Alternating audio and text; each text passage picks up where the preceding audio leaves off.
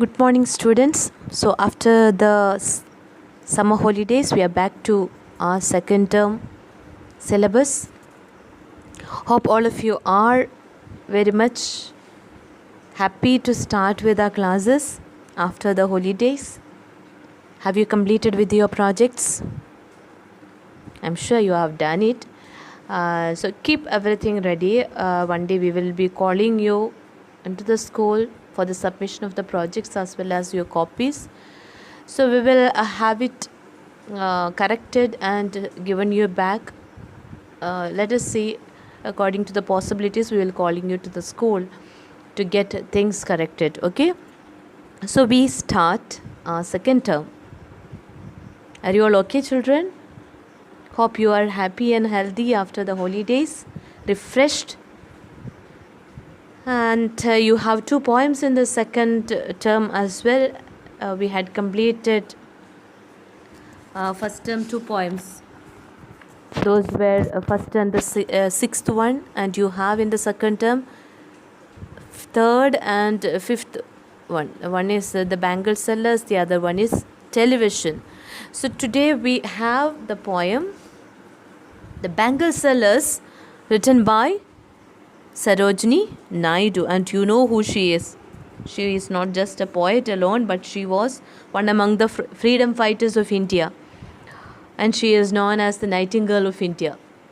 I hope you are aware of this poet, a well-known poet of our time. So we begin. Okay.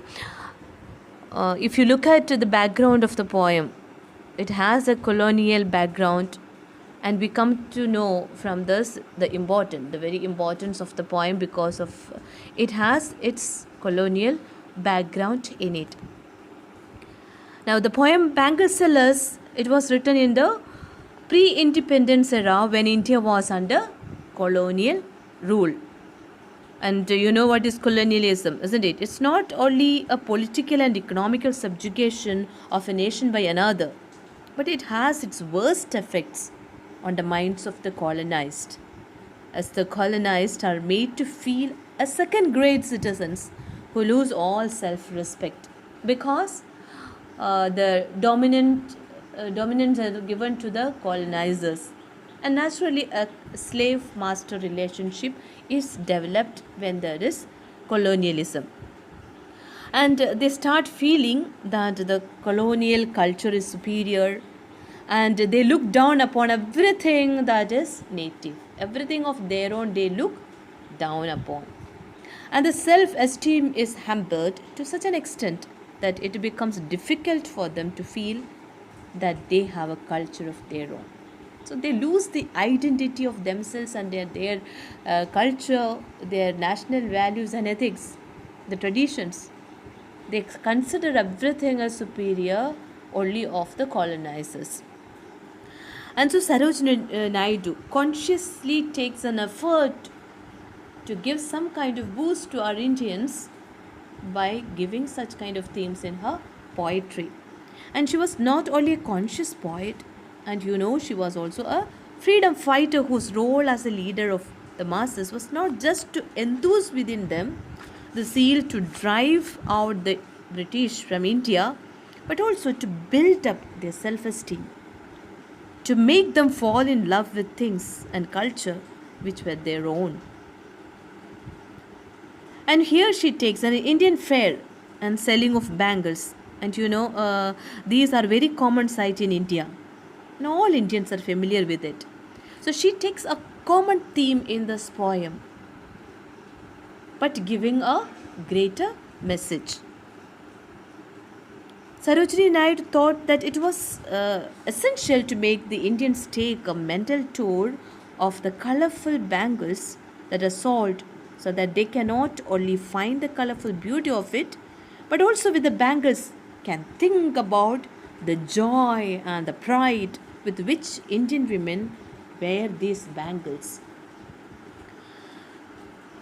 Now, you know, the poem is not only a celebration of the colorful bangles that are available in Indian fairs, but also portrayal of the Indian women and their culture to a great extent. And if you go through the poem starts with the description of the bangle seller. It starts with the bangle seller carrying the lots of multicolored bangles to a temple fair to sell them for happy daughters and happy wives. Sell them to the women of India. The bangle seller is presented in the poem as a seller of happiness, as the bangles provide a woman certain joy and are symbols of their age and achievements. And the poet presents how the color of the bangles varies along with the age and occasion. The colorful description of the bangles in the later part of the poem not only provides the readers with a variety of the bangles that the bangle seller is carrying, but also talks about the roles and responsibilities, the anguish and the happiness, the joy and the cheerfulness of the Indian women. And if you see in the first stanza, okay, we have, I think, 4 stanzas in the poem, and the first stanza goes like this. Hope you all have the books with you. Please take your text. So the poem goes like this.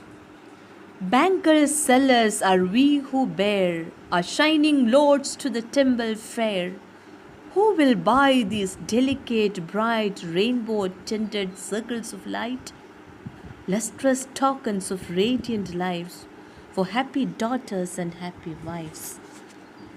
So the poet describes the bangles which are meant for young maidens. Okay? And how he begins? He begins with the bangle sellers. He gives the description of the load of bangles that the bangle sellers carrying to the temple fair. He has used the word the shining lots. Instead of the bangles, he uses the word shining lots. And these shining lots are carried by the bangle sellers to the temple fair. And in the 3rd and 4th lines of the stanza, it's very significant, children, as it asks a question, a rhetorical question. Who are the people who are going to buy these delicate but brightly colored bangles? Who will buy these delicate, bright, rainbow-tinted circles of light? Rainbow-tinted circles of light. What is the circles of light? These are the transparent colored bangles. Rainbow-tinted, multi-hued. This question can be what the poet is asking, and the poem is going to provide answers to these questions, or it can be that the bangle seller is shouting this rhetorical question at a temple fair so as to attract people to buy his bangles.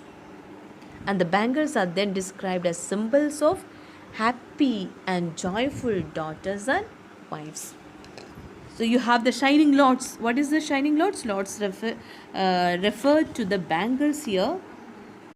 And as the bangles, these colorful bangles shine in sunlight, when the bangle sellers carries them to the fair, therefore the poet terms them as shining lots. And what is the temple fair? It is usually fairs you must have seen are organized where? In the temple grounds during the different religious occasions.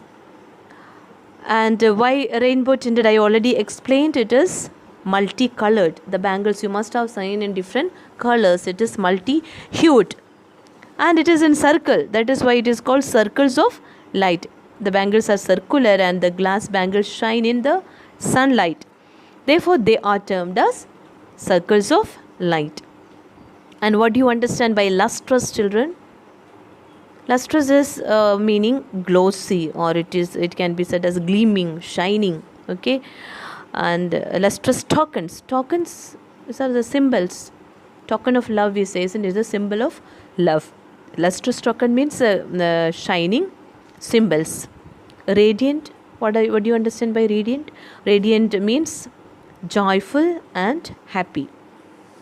So in the first stanza, we come to know the Sarojini Naidoo just gives the description about the bangle sellers and where are they going to and what are the loads they are carrying, and it is meant for whom. And then I think these are the main things you need to remember in this. It is meant for whom? it is going to sell for the happy daughters and happy wives. And we have the in this first stanza the use of metaphor. Okay, multi-hued, the rainbow tinted circles of light are compared to the radiant lives of happy daughters and happy wives. So here the use of metaphor, the figure of speech used here is metaphor. Now coming to the second stanza. Some are meet for a maiden's wrist, silver and blue as the mountain mist. Some are flushed like the buds that dream on the tranquil brow of a woodland stream. Some are aglow with the bloom that cleaves to the limpid glory of newborn leaves. So you say the rhyming, wrist and mist, dream and stream, cleaves and leaves. These are the end rhyming scheme. Okay. And you have here some. Some refers to what? Some others shining lords. Some others bangles, shining lords of bangles that the bangle seller is carrying. And the point in this stanza is describing as some of these bangles are fit for a maiden, fit for a young girl's wrist, and their colors are primarily what? The young maiden uses the colors of silver and blue. The poet moreover describes the color by making a comparison as the color is similar to the mist of mountain, and these colors, this silver and blue, are similar to the color that of the mist of mountain. You must have seen the dew drops, the mountain mist, very transparent, silvery white, isn't it? Very transparent, and a little bit of bluishness will be there. So he compares these colors to the mist of a mountain. And what does he say? Some bangles are the tranquil brow of the woodland stream. He says some bangles are glowing like the buds of flowers that grow on the top of the plants near the forest rivers. Woodland stream means near the forest rivers. Tranquil. What do you mean by tranquil? Calm and serene. Okay, and some bangles looks like the buds, flushed like the buds that dream on the tranquil brow of a woodland stream. Near the woodland stream, near the stream of the forest river, in the calm and serene, the buds that grow, they will be blooming. And these bangles are like that. It is being compared to, these bangles are being compared to those buds that are ready to bloom near the forest river. And some are glowing in the same color as that of the color of the new leaves. When the light passes through them, you see, you must have seen the light greenish leaves, okay, the new leaves, and when the light passes through it, how glowing it is. So is with the bangles that are fit for the young maidens. So beautiful comparisons you will find here.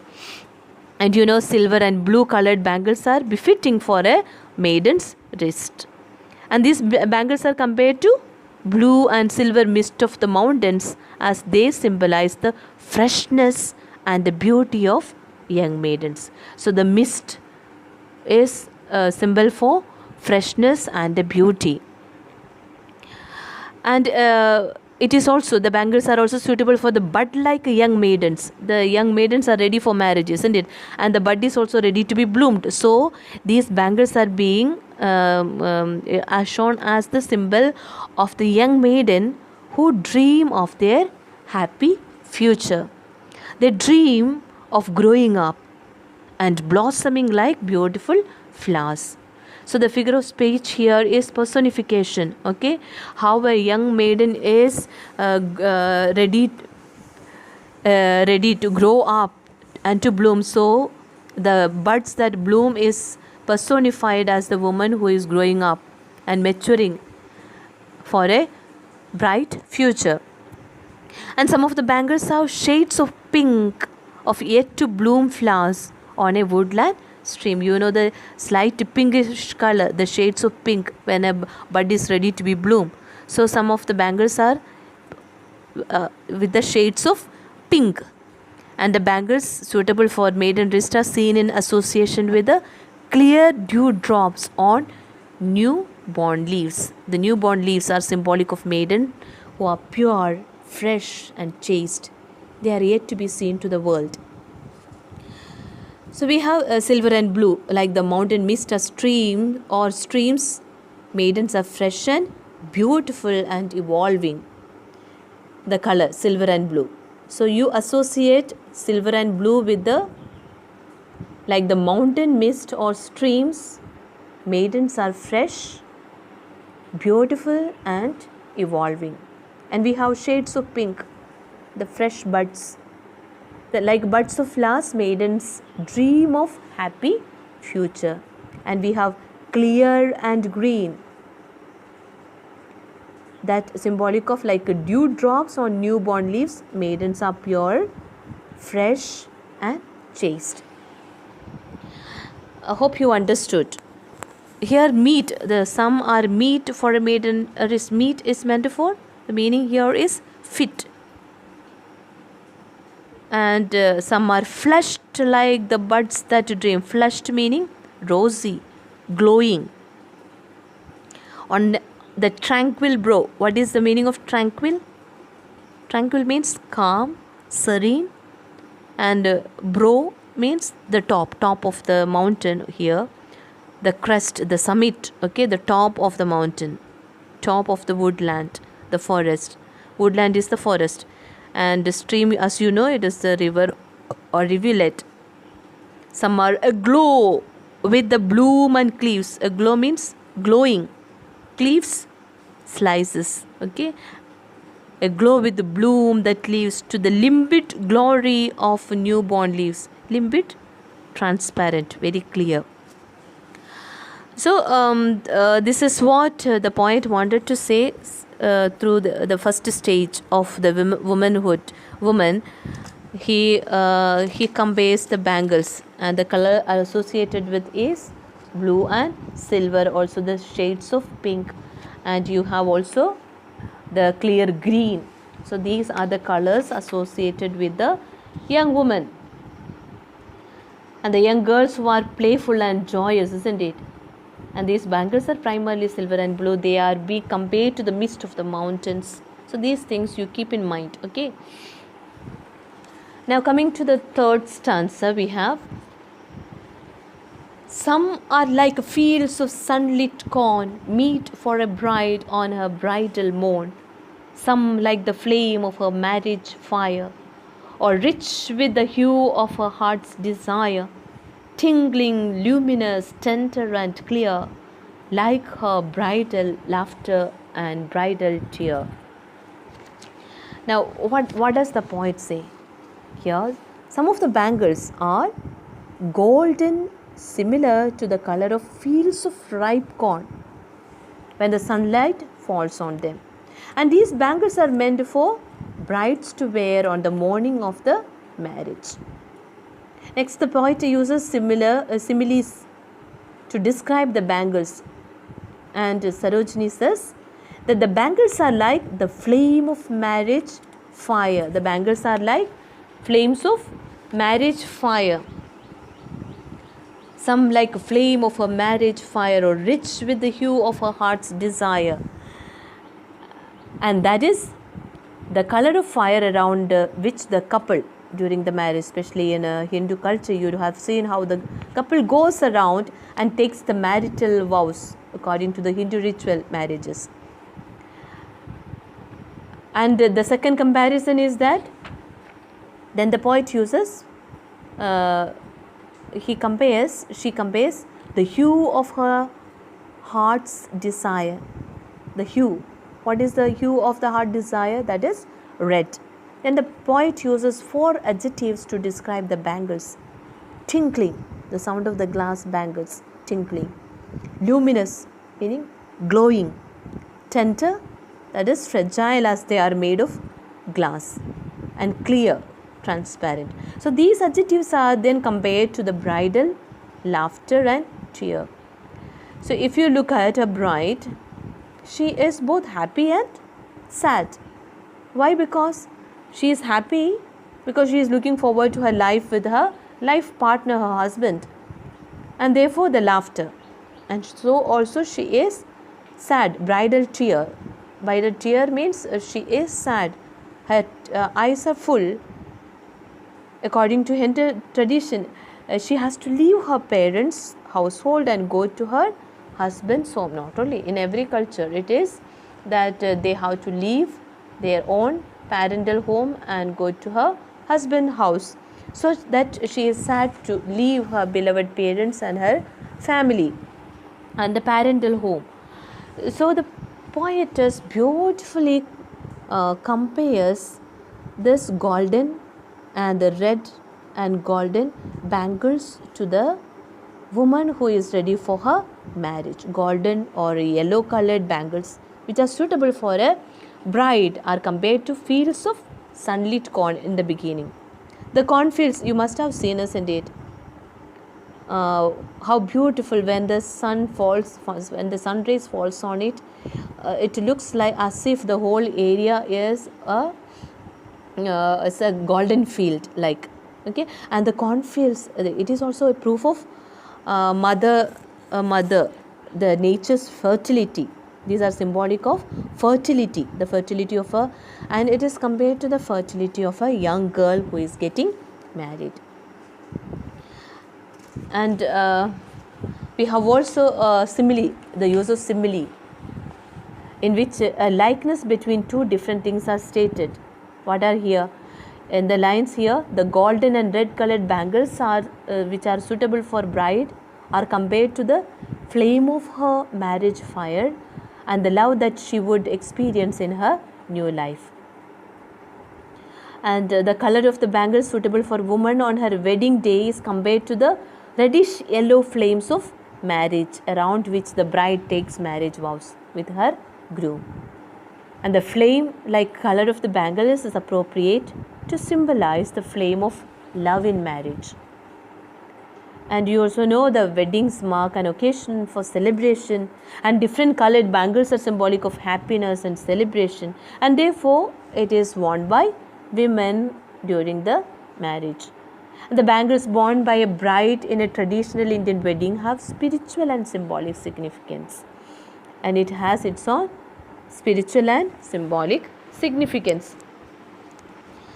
And then we come to the next stanza, and that is the last stanza, I suppose. It speaks about the women in her middle age. So we had the maiden in the beginning, then the woman who is ready for her marriage, and then we come to the middle-aged woman. Okay, the third aspect of women life. Some are purple and gold flecked grey, for she who has journeyed through life midway, whose hands have cherished, whose love has blessed, and cradled fair sons on her faithful breast, and serves her household in fruitful pride, and worships the God at her husband's side. And now, for a woman who has journeyed through life midway, what are the color befitting? The befitting color are purple and gold flecked grey. And she has gained wisdom. And these bangles symbolize that phase when the maiden turned bride becomes a proud mother and a responsible wife. She has experienced all the aspects of being a woman. And these bangles, some of these bangles are purple color and some are grey with spots of gold on them. These bangles are meant for women who have passed the youth of their life or are middle aged. And these bangles are meant for hands which have taken care of or who have brought up their children and have taken care to look after every need of the household. So the poet mentions how the mother's love for their children is always faithful, and how the wives take pride in running their household properly and worship the God along with their husbands. For these happy and proud women too, There are bangles which are colored in purple and gold flecked grey. And these lines are very relevant, children, as these colors represent various modes and aspects of life. Here, the aspect of being a woman have been experienced, and the colors chosen for her bangles are purple and gold flecked grey. Purple color indicates, see, this color, purple color itself is symbolic, or it indicates power, authority, pride and dignity. And the next color, gold flecked grey, it's a sober color, isn't it? It indicates experience and wisdom. Thus the woman wearing purple bangles have gained maturity, reared her children with love, and at last has achieved the fullness of her role as wife and mother. And these lines are very relevant to the concept of Indian motherhood. So thus the fourth stanza is very important, children.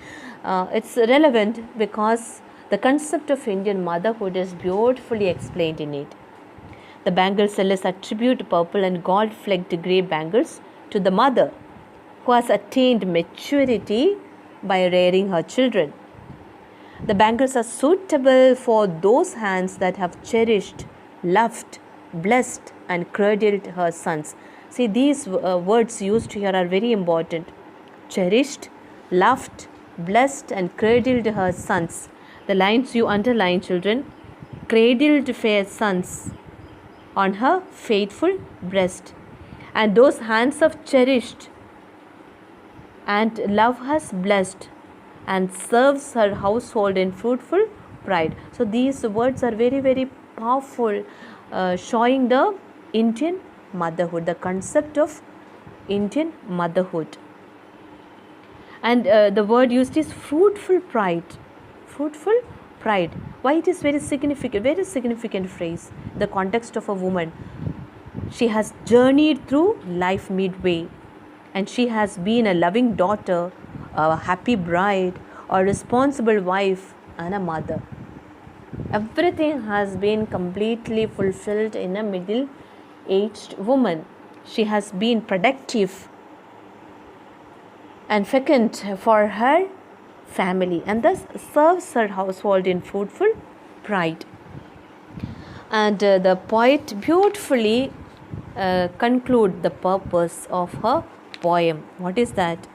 The amalgamation of different colors of the shining glass bangles. It not only makes it a sight of beauty, but also is a representation of what India truly is.